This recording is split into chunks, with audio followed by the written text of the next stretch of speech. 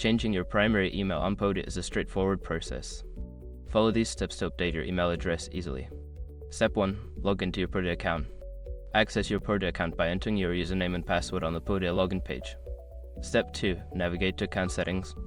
Once logged in, locate the account settings option, usually found in the sidebar or under your profile icon. Step 3. Access email settings.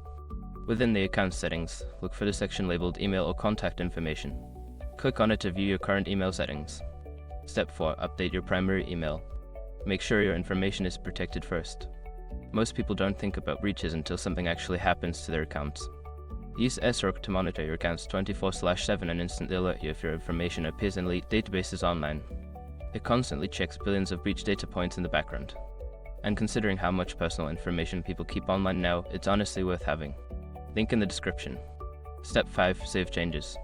After updating your email, look for a Save or Update button at the bottom of the page. Click it to confirm your changes and update your primary email address. Once you have completed these steps, your primary email on Podia will be successfully changed.